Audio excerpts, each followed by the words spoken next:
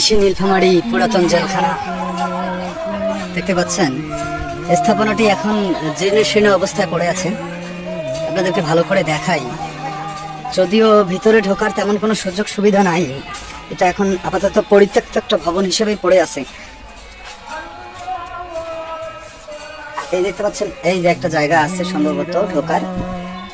আমি জানি না যে এখানে ঢোকার পারমিশন আছে কিনা, আবার এখানে ঢুকলে কেউ কিছু বলবে কিনা। তারপরেও ঢোকার ব্যবস্থা করতেছি তারা। তারপরেও সাহস করে ঢুকলাম, দেখে ভিতরের অবস্থাটা কি।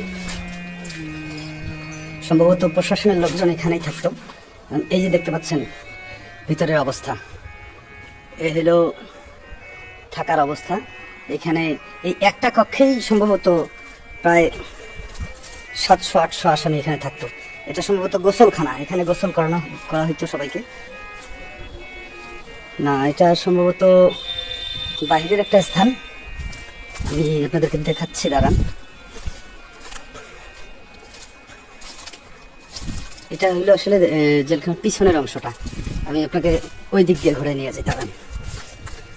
এই যে ভিতরের যে অংশটা, এইখানে সম্ভবত আসামিরা থাকতো,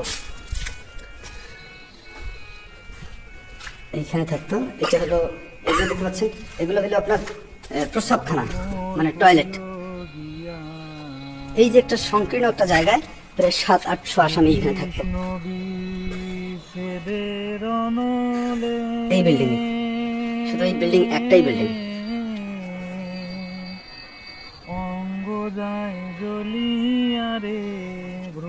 দেখি ভিতরের জায়গাটা একটু দেখাই আপনাদেরকে। এই রুমটাতেই থাকতো প্রায় 700-800 আসামি। এটা কত বড় হবে এটা আমার অনুমানটা জানা নাই। এটা হলো পিছনের অংশটা, চলো পিছনের অংশ। এটা ব্ল্যাকবোর্ড দেখা যাচ্ছে, সম্ভবত এখানে পুরাতন যারা আসামি ছিল তাদেরকে সম্ভবত শিক্ষা দেওয়া হইতো, সম্ভবত। এটা আমি ঠিক জানি না। এটা হলো টয়লেট, তাদেরকে আরো দেখাই। এটা হলো আর একটা জায়গা, সম্ভবত আমি যতদূর আমি জানি না এখানে কি অবস্থায় এখানে আসামিরা থাকতো। এই যে উপরে দেখতে পাচ্ছেন আর একটা জায়গা, এইখানে সম্ভবত এই দুইটা বিল্ডিং এ 2টা ফ্লোরেই মানুষ থাকতো। এই বিল্ডিং এ প্রায় 700-800 আসামি এখানে থাকতো। আরে বাবা, এই জায়গাটা আসলে এখানে আসার পারমিশন নাই, তারপরেও সবাইকে সবার চোখ ফাঁকি দিয়ে এসে আমি ভিতরে প্রবেশ করছি। জানি না আমাকে দেখতে পেলে আবার কি অবস্থা হবে আমার। এটা কোন জায়গা এটা একটু ভালোভাবে দেখি।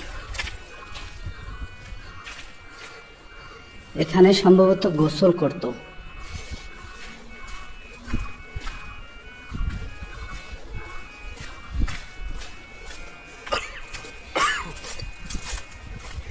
জেলখানার যে এরিয়াটা, 700-800 আসামের যে থাকার জায়গাটা, এটা আমার বাড়ির থেকেও, আমি মনে করি যে আমার যেটা অনুমান, আমার বাড়ির থেকে বাড়ির সীমানা যতটুকু তার থেকেও ছোট। সুপ্রিয় দর্শক, আপনাদের যদি উৎসাহ পাই তাহলে আরো এরকম ভালো পুরাতন স্থাপনা নিয়ে ভিডিও তৈরি করব। সবাই দোয়া করবেন।